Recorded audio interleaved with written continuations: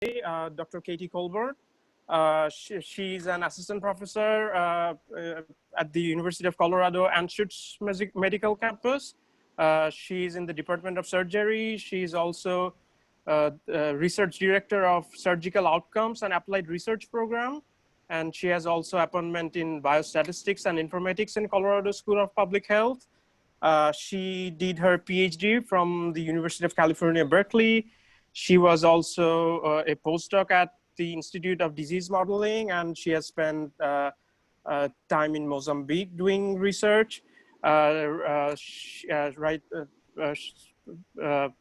Recently, she has been working on statistical methodology for clinical prediction models, modeling high-dimensional data and infectious diseases. So, recently she has been working as part of a team to model COVID-19 in Colorado, and they've been consulting with Department of Public Health in Colorado and the Colorado governor. So we are very, very happy to have Dr. Katie Colborn today. Please welcome Katie. Okay, thank you, Atif. That was a very nice introduction. And for those of you who weren't on earlier and don't know us, Atif and I met at Berkeley and took at least one difficult class together and studied together. So I have, I guess, fond memories of that. So today, was it statistical learning theory? I think that was statistical genomics. It was our first semester, and we were not ready for that class. Right. Okay. So anyway, thank you so much for inviting me today. You know, this talk is something that's been, this last spring, it was a large portion of my time. Now it's a smaller portion of my time. We have some great postdocs and graduate students working on this. And so I just wanted to introduce you to what we've been doing in Colorado to handle this COVID-19 pandemic that everybody is having to deal with. So I'm going to present the modeling we've been doing for, we were asked to sort of bring together a group to work with the Colorado Department of Public Health and Environment and the Colorado Governor, Jared Polis. So in mid-March, Governor Polis asked if the university could assemble a team and provide projections for the state. And I was one of the first faculty to join this team, and we're led by the Dean of the School of Public Health, John Samet. And since then, we've been providing weekly projections and recommendations to Governor Polis and CDPHE. And I'm going to focus on what we did early in the pandemic, as that was a little more exciting and timely than what we've been working on more recently. But this is an ongoing process, and we're iterating almost weekly on our model. So the objectives of this talk are to describe what we know about COVID-19 that's relevant to modeling, and describe and interpret current models for predicting transmission, explain the general framework for the susceptible, exposed, infected, recovered model we developed for Colorado, and present results and compare them to some existing models in the US that also use real data on some level. So based on data reported from Wuhan early during the US epidemic, we knew, although perhaps not for certain, the values of certain parameters that are important for understanding both observed data and for predicting what might happen in the coming weeks and months. So some of these early values we used were the period between exposure and infectiousness, which we assumed was around 5 days. The infectious period of an individual is about 8 to 10 days. The probability of symptoms, hospitalization, and needing critical care are very much age dependent for this disease, but overall about 4.5% of individuals who are infected will need hospitalization, and of those, we assumed about 30 to 50% would need critical care. And in the US, we just define that as ICU. So I'll refer to that as ICU in this talk. We assumed about half of those who required an ICU bed would die, and patients would remain hospitalized for about 8 to 10 days. And then approximately up to 40% of cases are asymptomatic.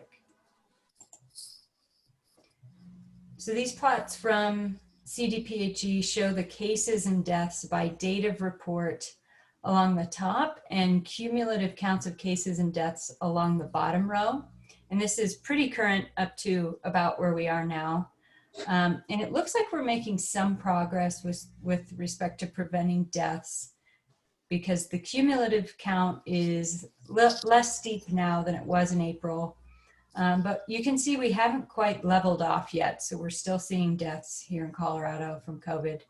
And our group tends to put more emphasis on the hospitalization and death trends because they're more likely to be captured by surveillance, especially early in the epidemic when we weren't testing everyone. We felt like the case count data were less reliable in terms of getting a handle of where we were with respect to transmission. So, you know, things are looking pretty good. There's been a little bit of a secondary spike here, and then followed by another more recent spike. So you're seeing this sort of like trickling out, but not entirely going away trend.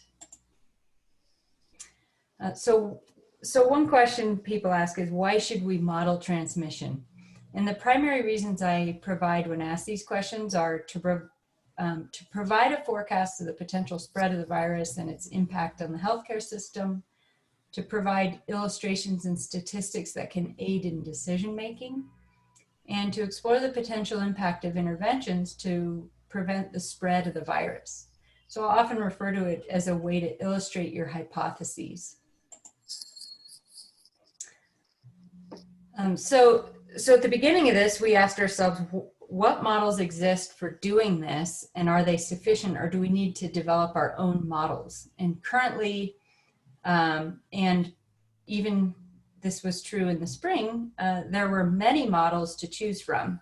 The primary methodologies were mathematical models, so specifically SEIR or SIR models, statistical models, and individual and agent-based simulations. There are more types, but these are some of the popular ones that you'll see in the US.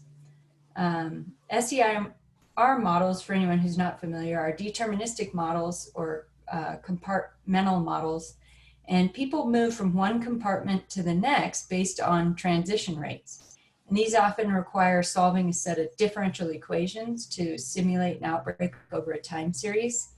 Stochastic simulations are possible. We don't do them in our group for various reasons. We've done some, but they tend not to be what we provide to the public. So currently, COVID Act Now is comprised of a group of researchers from across the country.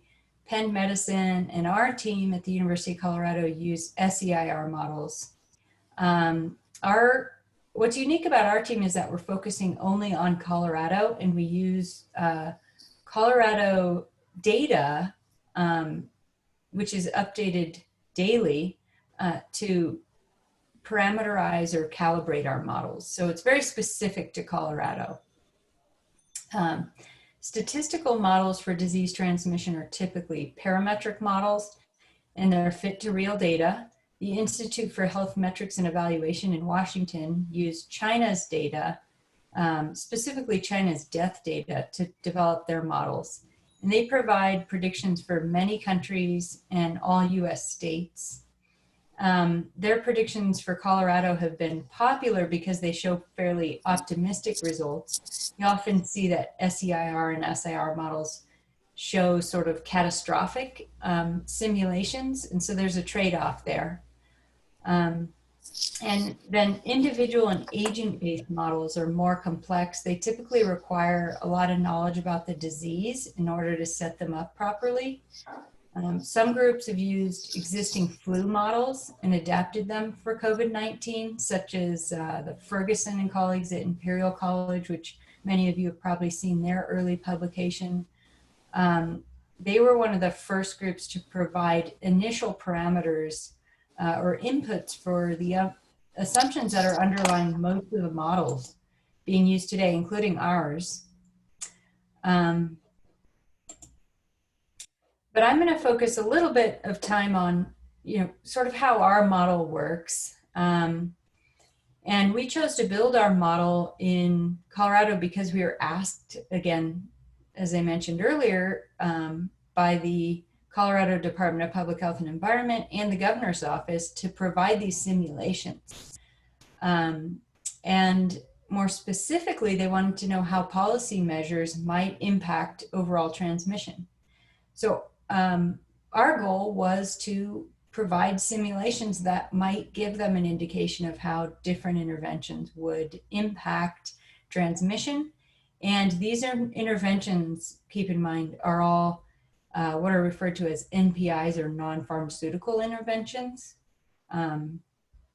So the framework of our SCIR model is displayed graphically here. This is a very simplified version of our model. It's slightly more complicated than this in reality because we actually incorporate age structure, and that age structure is fairly complicated in that we take into account how much different age groups move and how likely they are to self-isolate and how likely they are to be hospitalized and require an ICU bed. But overall, everyone starts in the susceptible compartment, and based on transition probabilities, the introduction of a new case will cause individuals to move into the exposed compartment. And then from there, individuals move to the subsequent compartments based on more transition probabilities. And so a simulation is run with the introduction of a COVID-19 case, and then we tabulate how many individuals are in each compartment on each day for about 500 days. And there are a number of parameters that affect these transitions from one compartment to the next. So some of the parameters we use currently, these are our parameterizations from early this spring when we were sort of in the midst of our peak outbreak. And they're displayed in the table here is our fitted values from our optimization on the far right. And then in the middle are sort of a range of possible values for these parameters that we found through literature review. And we collected these just to make sure the values we were getting through optimization were pretty similar to what people are seeing in other modeling settings. So over time, as I mentioned, we've adapted our model parameters to fit to the epidemiological curve. So we do this frequently, so we'll refit and get new parameter estimates based on where we are right now with the epidemic. And I'll explain our optimization a little in the next slide. So the key things here is beta is a fundamental component of the virus's ability to be transmitted. So if you think of the value provided in the table in the top right cell as the average number of people an infected person will infect per day over an infectious period. If the infectious period is thought to be between 8 to 10 days for COVID-19, then an infected person might infect around 3 to 4 susceptibles in that period. And this is often referred to as the basic reproductive number, or R naught. So the first case of COVID-19 reported in Colorado had a symptom onset date of February 18th, and the next 3 reported cases had a symptom onset date of February 20th. So if we assume that there's about a 5-day incubation period, and during this initial phase of the outbreak, 85% of cases were unreported, and the outbreak has a 5 to 6 day doubling time, we estimate the first cases actually arrived between January 17th and January 29th in Colorado.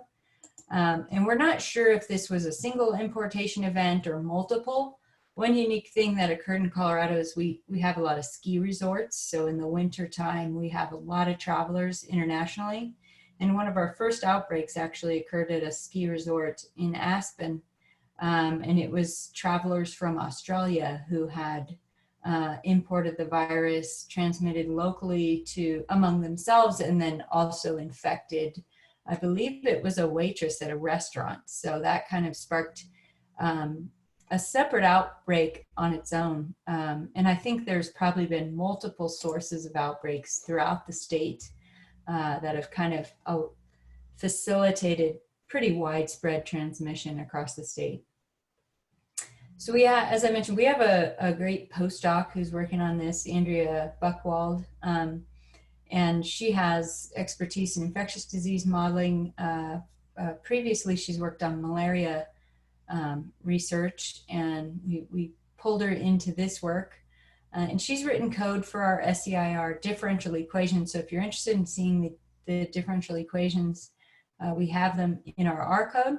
And at the end of this talk, I've provided the GitHub link for that code. So anybody is welcome to go. It's a public GitHub repository. And so what she does is she'll run a pseudo-random option in something called the modfit package. It's an optimization function. And she'll run that a few times, updating the starting parameter values each time. And then after the sum of squared residuals gets relatively small and it looks pretty good on a plot, she'll follow up with running the Levenberg-Marquardt option to obtain the final values for optimizing our parameters. So Ferguson and colleagues introduced several interventions referred to as non-pharmaceutical interventions, or NPIs. And I'm sure many of you have seen this graph, which was published very, very early in the pandemic. It provides a simulation of COVID transmission potential in the US. And the major goal was to display the impact of the NPIs on transmission. And the underlying model for this actually is a flu model that they've been working on for a number of years. So I'm going to refer to NPIs more generally when I'm talking about our model as social distancing, and many of you have probably heard this phrase. Social distancing measures generally aim to lower the contact rate and thereby reduce the number of new cases generated by a single case, and that would slow the growth rate of the epidemic. So this could include things like wearing a mask or staying 6 feet away from one another. We don't really differentiate different types of social distancing because at this point we don't know enough about the virus and its transmission to understand what's the most important way to socially distance. So we sort of just lump it all into one social distancing parameter. So if R naught is reduced below 1, the number of infections decreases. And in Colorado, social distancing orders were rolled out over a 2-week period. On March 14th, Colorado ski resorts were closed. And by March 16th, many Colorado school districts had closed. And then on March 17th, an executive order was issued closing all restaurants, bars, theaters, and casinos in the state. And then finally on March 26th, a statewide stay-at-home order was issued. And each of these impacts social distancing. So we're just invoking this again in our model as a social distancing parameter. In our stay-at-home order, just for people who don't understand what that looks like in Colorado, you could go to grocery stores. You weren't even required to wear a mask early in the epidemic. I think we decided later, mid-epidemic, that masks were a good thing. But for the most part, nobody was going to work. There were essential employees like nurses, doctors, construction workers who could still go to work. But for the most part, everyone was asked to stay home. So one important thing to consider with COVID is that there's a lag between when the intervention is implemented and when we expect to see the impact in the data. So when we're modeling our group, we're always fitting our models to the hospitalization data. So if we were to use cases, this lag could be 2 weeks. For deaths, it might be closer to 3 weeks. For hospitalizations, we think it's roughly 2 weeks because there's not a very long period between infection and development of severe symptoms. So the graph on the right here shows that the interventions implemented before the stay-at-home order resulted in about a 45% reduction in social distancing. And the red line is what we would have expected had we not implemented these measures. And we estimate that this prevented about 1,200 cases in Colorado between March 19th and March 26th. And here's a graph displaying our fitted curves with social distancing changing to determine what the impact of the stay-at-home order was. So you can see we hypothesized the impact was between 75 to 78% reduction in mixing. So that stay-at-home order really helped to push R naught down, and R naught obviously is related to social distancing in that as social distancing goes up, R naught goes down. The likelihood of infecting another individual is greatly decreased. So if we use that model to project forward in time with an assumed impact of social distancing of 0 to 80%. So if we just completely went back to normal and nobody was trying to socially distance, would be 0, and 80% would be very strong measures to prevent contact between individuals. And if that started March 26, you can see that our model expected strong flattening of the curve if we are in fact reducing mixing by at least 70%. And in fact, in these models, our results look quite similar to the IHME model. So that's the group in Seattle that's had a lot of attention to their models. So we're not far off to what others were predicting at that time. But the goal of doing this modeling was to show people that social distancing is a good thing for keeping the epidemic curve low. If we back off of that, things can sort of go back to this high level of transmission very quickly. So in a sense, you can think of this as worst case scenarios to share with individuals to really convey the message that social distancing is an important thing to consider. So then, you can't do this forever, right? Because you're going to destroy your economy if you have 80% social distancing for a long time. People aren't allowed to work, people aren't allowed to go to school. So what can we do after we put in these strong measures for a period to back off and have slightly less severe interventions that would allow our economy to sort of get back running again? So in late April, we were asked by CDPHE to model potential intervention scenarios that they were considering implementing once they ended the stay-at-home order.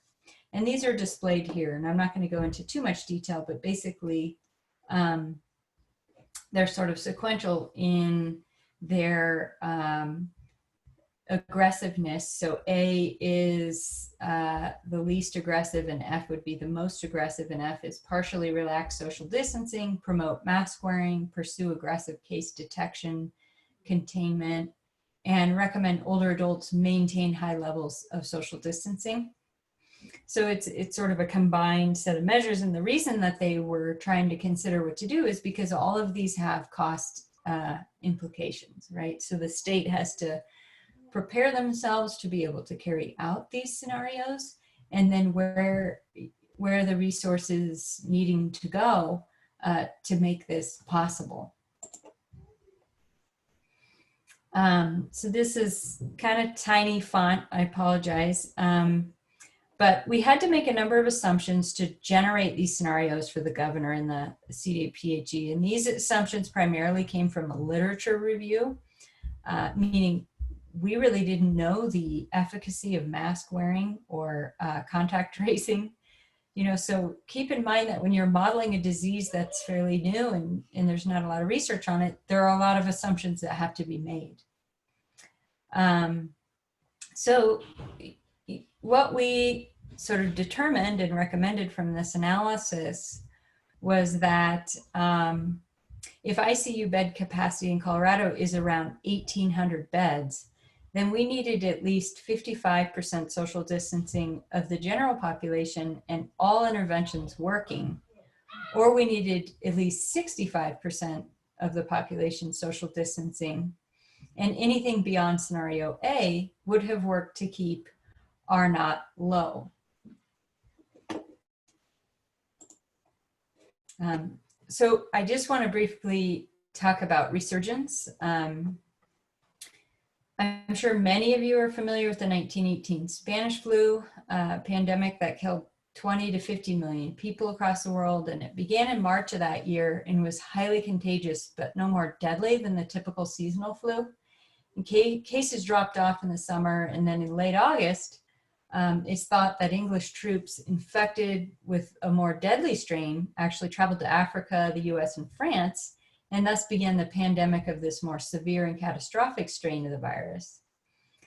So we hope that COVID-19 will not mutate and cause similar devastation, and it's unlikely, from what I understand, that would happen with COVID-19.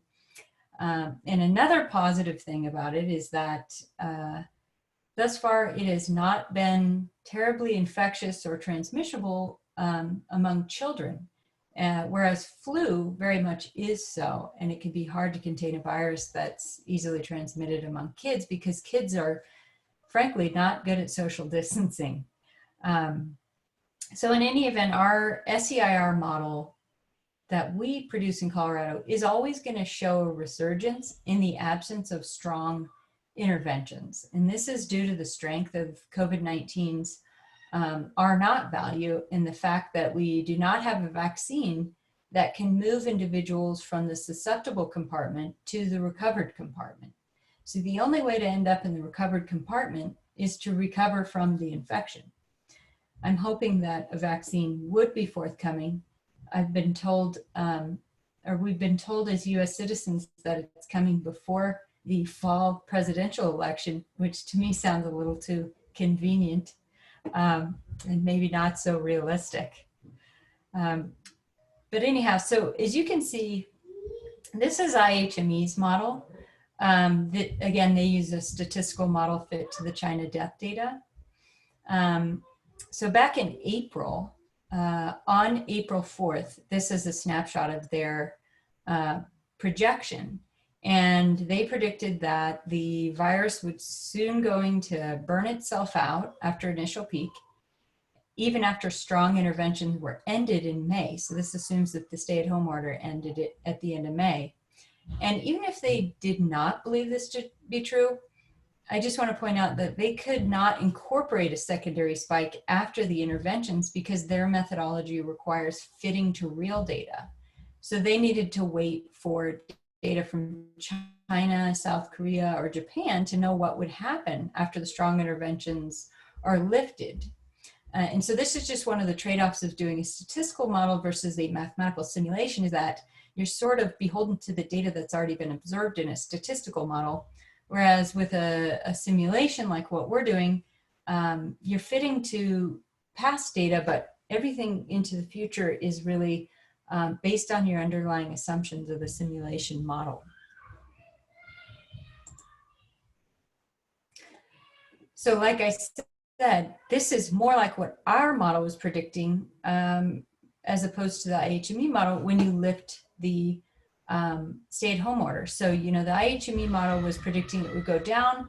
Here we're predicting you pull those measures off, you're going to have a secondary surge, and it's going to be larger than the initial surge. And again, this is if social distancing decreases to a lower rate. So the three colored lines here in the graph are represent social distancing of 60, 70, and 80% between March 26th and May 1st. And given that we had uncertainty in our level of current social distancing at the time, we sort of provide these dotted lines. Sure, you could have a confidence band from a stochastic simulation, but this was, we found, just easier to convey to the general public, who was our primary stakeholders of these models. So not only does it make epidemiological and mathematical sense that a secondary surge could happen, but there seemed to be some evidence of this in Asian countries where they were much further along in the pandemic than we were a few months ago. And these are just some headlines from various media sources from back in March, April. And, you know, we wanted people to be cognizant of the fact that, you know, this initial peak transmission from the spring should not be thought of as sort of a single peak. There's certainly potential for secondary peaks. And then just briefly, some of my other experiences in doing infectious disease surveillance and transmission. When we ended the stay-at-home order on April 26th, in Colorado, we needed additional strong interventions, and some of those are the scenarios that I presented a few slides ago, to come in and sort of replace what we had done.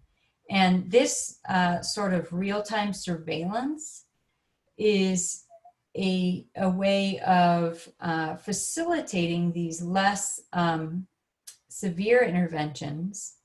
And a lot of people refer to this sequence of events as the hammer and dance. So the stay-at-home order is like the hammer. You lay down the hammer, you give the strongest intervention first, and then you follow with less strong interventions, because you just can't maintain the strong intervention forever. So I'm showing you a map here. This is from a study that I've been involved with in Uganda to prevent malaria. And so we started with a first round of interventions for 2 years, where we did mass drug administration of approximately 50,000 people and indoor residual spraying of their households to reduce malaria transmission. And then, because those are not sustainable interventions, we've come in now with real-time surveillance using this dashboard. This is just an R shiny dashboard. And then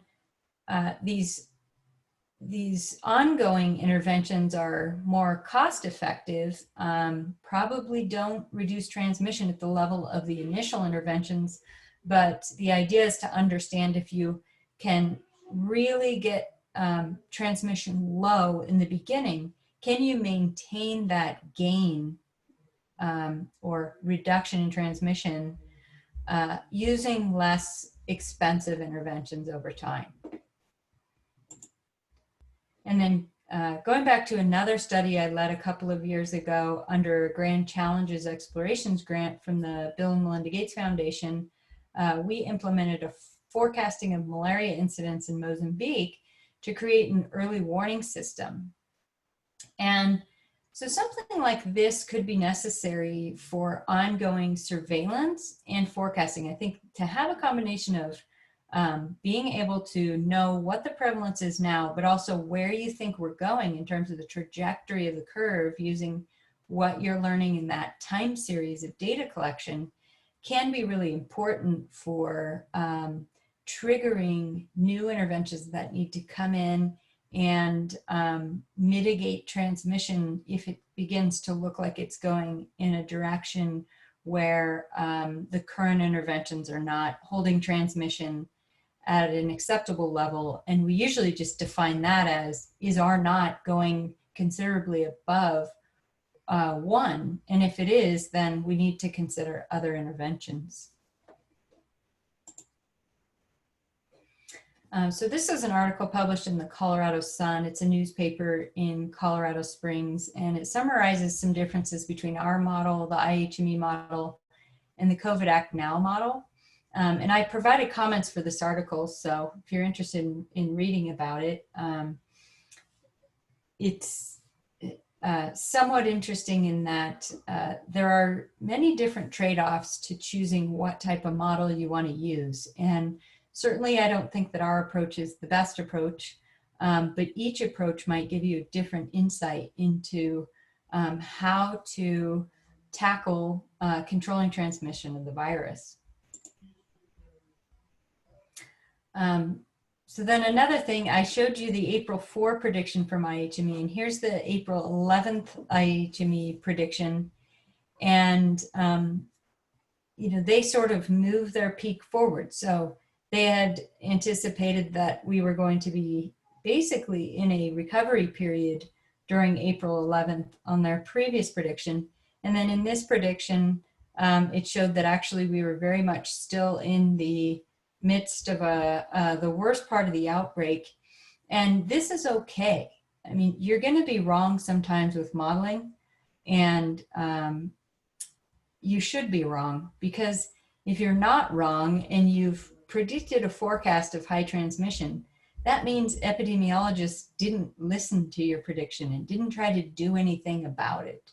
So keep in mind that predictions or projections from a model are there to kind of facilitate decision making, and they're most often not going to be correct.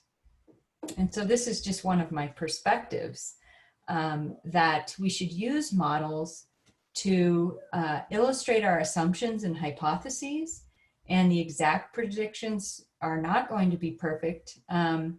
But if they can aid in decision making, then that's a good thing. However, when you're doing this, inevitably you're going to be asked to provide exact predictions on exact days. So this is a table here that we were asked to provide to the governor of Colorado. And so we need to develop these models with attention to detail, because they're often used to make major decisions with serious consequences. And we need to really communicate the assumptions and limitations of our approaches. So here's an article that was published by the Royal Statistical Society, and it sums it up very nicely. All models are wrong, but some are completely wrong. And this was really cautioning people to not trust these models blindly, and to really read and understand them, but to understand that as statisticians and mathematicians, we have a very specific set of skills. And I don't know about you guys, but whenever I say I'm a statistician, most people's response is, oh man, I hated that class in college. So, you know, people don't like to read math and understand it in general, most of the public. So they're relying on us to give them accurate information. So we have a pretty important responsibility. And this is a quote from David Friedman, a highly regarded professor from Berkeley. Something is not necessarily better than nothing. And I think that's important to remember, that your model should be helpful, but if they're not helpful, you might as well not bother doing them, because it's really irresponsible to mislead people. So this has created a very unexpected amount of publicity for statisticians. Myself, I was not expecting to become some sort of COVID-19 expert, but I've been interviewed a number of times, and so just emphasizing that people will trust your judgment, and so you need to be very clear about your assumptions. I'd say the only other time that statistics are really popular are during presidential races, especially if you're Nate Silver.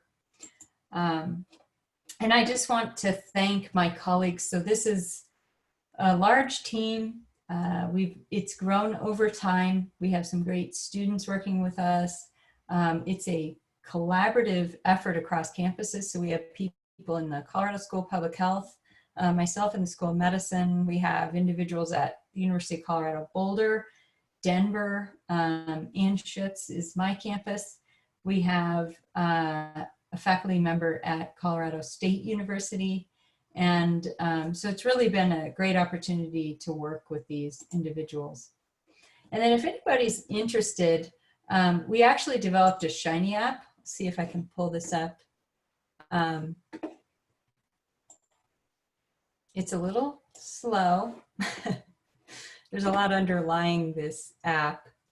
And you're welcome to go check this out later if it takes a while to load. But it allows basically the general intervention scenarios. So this might be a little bit hard to see, but you can sort of toggle the different non-pharmaceutical interventions and see how that changes transmission. And this is all just for the state of Colorado. And we also have all the details underlying our models in our reports. And then we have a GitHub repository as well, where you're welcome to look at our, we really need to update our README page, but welcome to download our code and look at it and copy it, whatever you feel would help your research. And here's my email address if anybody would like to reach out, please do. And thank you again for this opportunity. This has been great. Thank you so much, Katie. So let's move to questions. If you have any question, please raise your hand, or if you are not able to do that, please type in the chat box. So I see a few raised hands already. First of all, Pritam Shah Orko, who is a lecturer in our department. Okay. Hello, thanks a lot for the nice presentation. Actually, we have seen many different models all around the world, and some actually predicted very well, while some models were just predicting that. In my case, I remember a model developed in University of Singapore, which predicted that the COVID cases will actually flatten out in Bangladesh in later May, but that didn't happen. So my question is, you said that this SARS-CoV-2 is very unlikely to be more infectious than it is now. But recently I have gone through an article which says that some Malaysian scientists have discovered a strain, if I can quote the strain, D614G, which is almost 10 times more infectious than the strain we are facing right now. So do you have any comment on this? Yeah, thank you. That's a great question. So I think virologists are probably the most important individuals to answer that question, but certainly we are seeing more of that. And I think that's something to be monitored and researched further. This is true for a lot of infectious diseases. So I actually worked on a Legionnaire's disease outbreak in 2005 that was a very unexpected rare strain, and it caused very severe infection and some deaths, and was spread widely and rapidly in a city in the US. And it was actually extremely difficult to identify that strain because Legionella bacteria is ubiquitous in the environment. So if you go looking for Legionella, you're gonna find it, but you might not find that particular strain that's causing this severe illness, and you determine that through just sputum cultures. So I think with COVID-19, we certainly need to be cognizant of that. And you know, epidemiologists and laboratory scientists really need to work together to understand this.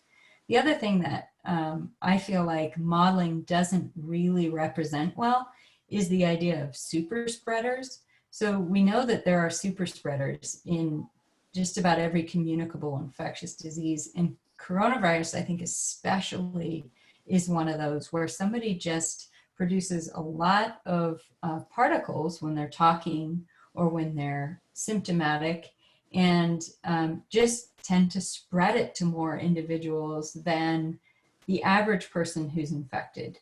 And you know, this is why we're seeing pockets of outbreaks, especially at places like nursing homes or other indoor areas that have poor circulation.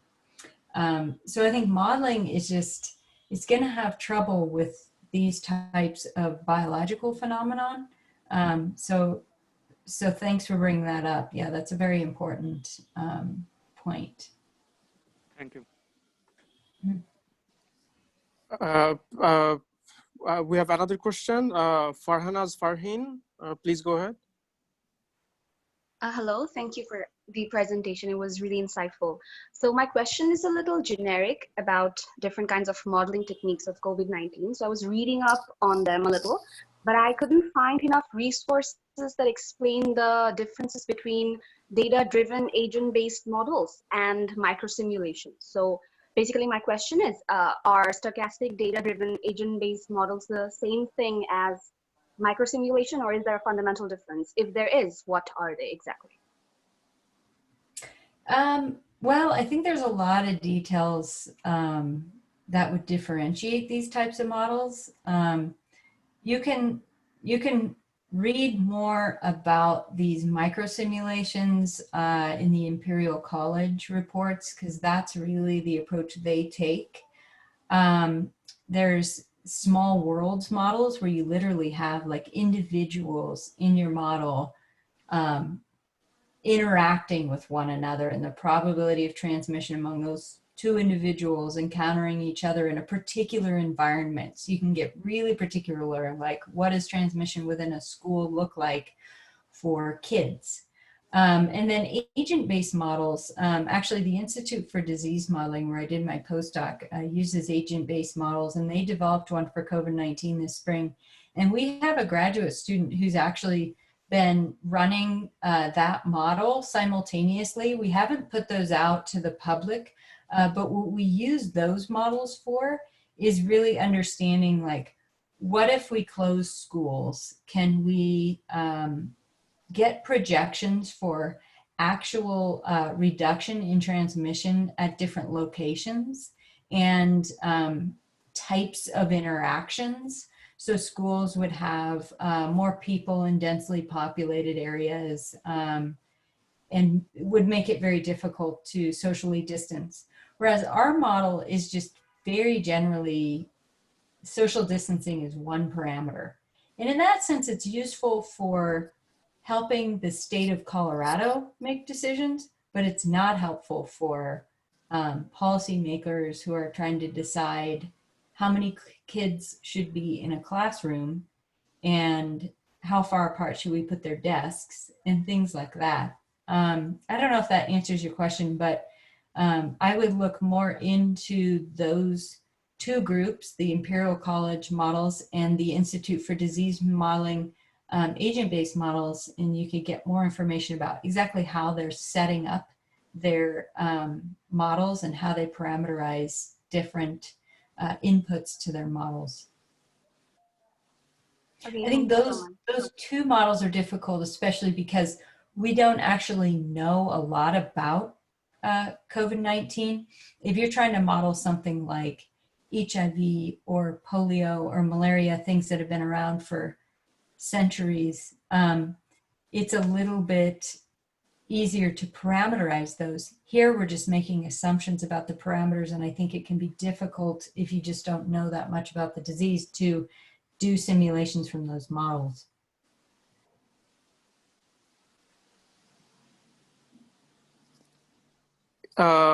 Thanks. Anybody else? So yeah, I would like to add to that previous question. The model he talked about from Singapore, you probably haven't seen it. That was a typical example of model that you were saying that shouldn't be out there. So yeah, from what I understood, they took the shape that a typical outbreak would take under the SIR model, then fitted that shape using data from different countries, so or maybe areas or whatever. So for Bangladesh, what was happening is that at that stage there was this lockdown, and it was slightly plateauing. So their modeling of that shape, from that, it seemed that it was dying out. Whereas, as you said in your talk, that that sort of thing was always going to come back when that lockdown measure or whatever it was lifted. So yeah, that was the sort of model that people should be really careful about making public. Yeah, and I think one thing to understand is, so IHME, their statistical model is probably most of the time going to be quite accurate for the coming 4 weeks, 2 to 4 weeks, I would say. In our models, similarly, we're going to be pretty accurate for the coming 2 to 4 weeks. A lot of times these models just, it depends on the projections that you're running. So we run a scenario of projections. If social distancing stays the same, if social distancing decreases, and people can misinterpret that as, you know, just it's going to get out of control. But actually, you know, if you can go back to work and still reduce your transmission, so you end the stay-at-home order, but everybody wears a mask and sits 6 feet apart and eats at restaurants only outdoors, not indoors, we might still have a high level of social distancing. So this is the difficult thing of communicating the assumptions of your model and what exactly does social distancing mean. I think this has been one of the biggest challenges for our group. Is the pushback people will say is, you know, we don't see these huge peaks that you show, but if we did see those again, we've been irresponsible epidemiologists because we haven't intervened. And so the IHME model is great in that it doesn't show really catastrophic scenarios because it's just fitting to data. But it's really hard to get that secondary peak unless you just add a simulation onto the end of your statistical analysis, which is like a combination of models. So I think you should always read multiple models and realize the trade-offs of each one, because they're probably all wrong, right? Some are going to be more useful for different situations. Mm-hmm. Anyone else? If not, so I have another question. So, okay, let me so let me introduce you to Mahmoud Nazin, madam. She's the president of the Buet ACM chapter right now. So she's the one who's leading this series. Oh no, Atif and Dr. Atif and Rifat are doing everything. Thank you, Katie, for your nice presentation. It's really, we appreciate that you give a talk in the for ACM Buet ACM chapter. I would like to supplement one thing. In Bangladesh, the young population density is very high, and nobody is maintaining anything, and there are so many uncertainties. So I don't know any model will be fitting, and these can be captured. It is very very uncertain and unpredictable social phenomena also. I don't know how to handle those things. I mean, when the modeling is done. Yeah, it's so in ours, we try to just create these transition probabilities that depend on your age. So we actually have like that younger people aren't necessarily less likely to transmit it, but they're less likely to develop symptoms and therefore require hospitalization. But I truly think that there should be models out there that at least explore the idea that younger people don't even transmit at the level that older people do, because we would see widespread transmission in kids, you know, kindergarten to 6th grade in our primary schools in the US. So I think there's some research that needs to be done to understand why the transmissibility is lower. But I'll also say that my husband, who's an epidemiologist and works in Mozambique still, he works remotely from Colorado. His expertise is in malaria, but he has been working a lot with the government on COVID, and they've had a number of cases there. But in Africa, the population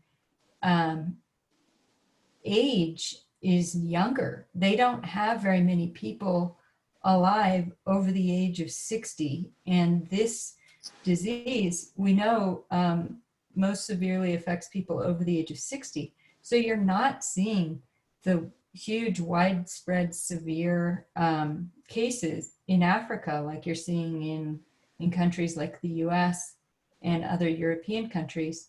So it's been an interesting phenomenon, but I don't have all the answers to why that's happened.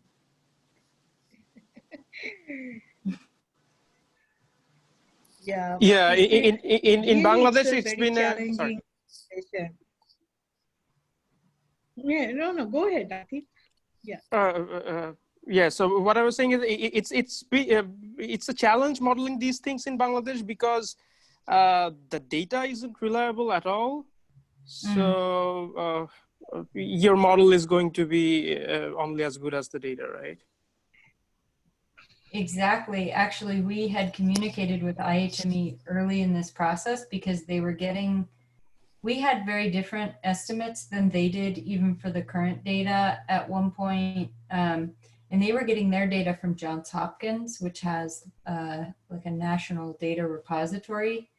And their date of death was wrong for a lot of the individuals who died. And because their model was entirely fit to death data, they were wrong even on like the day they were modeling it. So we helped them resolve that issue. But this can be a really important thing, is that if you don't have accurate data and you don't have accurate dates for the date of infection or the date of hospitalization or death, your models will be terribly wrong. And I think in countries like Africa, or maybe it sounds like in Bangladesh, this could be an issue. If you don't have accurate, up-to-date data, then you really don't know where you are with the transmission. And if you don't know that, it could be getting out of control before you're even ready to handle it. So I think Colorado has been one of the best states, in my opinion, at accurate, timely data capture and reporting, which is one reason why we have pushed the curve down and have kept it down for the most part as long as we have. But we even struggle. I mean, the US has been, for a developed country of our economic status, we have been terrible at testing. We have not been able to get the tests to the people who need it in a timely manner. And I think we're even still struggling with that in some states. Yeah, and I have another observation. In Bangladesh, the young people, the population percentage, the young generation is young people are more. So one thing is most probably the over-the-counter drug they are buying, and fever and cough, small symptoms, and so they are getting recovering with those over-the-counter drugs. That's one thing my observation. Another thing, I have another query about US. The people who are not under the insurance, how the US is handling those data, I don't know. I mean, just a curiosity. Well, I mean, the people who don't have insurance, but do you get their data? yeah. So our testing sort of databases are completely separate. No. Who are not under the insurance? So how they are getting the treatment, or how they are I mean, those are under the database, or you are getting those data? Yeah, I mean, testing is free in some circumstances, and it's not dependent on your insurance status. Okay. But what we really rely on, because testing is such a difficult nut to crack, is the hospitalization data. And so if you're going to require hospitalization, you're going to get hospitalized in the US. It doesn't matter if you have insurance or not. You're going to show up at the emergency room and you're going to be treated. And the hospital will pay your bills if you are uninsured. So we have safety net hospitals, and they tend to treat the individuals who are uninsured. And in the US, we've really had a phenomenon where lower income minority individuals have seen the worst symptoms. And one theory about that is they have jobs that require them to continue to go to work even during the pandemic, service type jobs. A second theory is that they have underlying health conditions, some of which are undiagnosed. So there have been individuals who have shown up with undiagnosed diabetes, having complications of coronavirus, even at the University of Colorado Hospital. So, you know, if you track things like hospitalizations, you can get a better idea of transmission. The testing data, again, might rely on things like that you mentioned. Okay, so we have another question from Farnaz Farheen. I guess we should wrap up after that. Farnaz, please go ahead. I'm sorry for asking another one, but this is about your model. Did you check or report particularly for both stochastic and parametric uncertainty? If you did not, then what is the reason behind it? And if you did, how did you represent that knowledge to policymakers? So that's a great question, and we've kind of gone back and forth. So we have a colleague at CU Boulder who's a professor of applied mathematics, and he has been running our models in MATLAB and doing stochastic simulations. And so we have done those. Some of our team, including myself, have tried to encourage the use of those outputs as opposed to our just deterministic SEIR models. The stakeholders involved have not been terribly concerned about that because the governor wants to say things like, we need to do this so that we don't exceed our ICU capacity on this date, right? So you could put a confidence interval around that, but the general public who are watching the press reports online have a 8th or 9th grade reading level, which is, you know, pre-secondary school in the US. It's pre-high school. And so, you know, we talked about this a lot, and I think a number of us continue to be uncomfortable with not having any error conveyed in our models, but the general public, I think, benefits from a very simplistic representation of the simulations, unfortunately.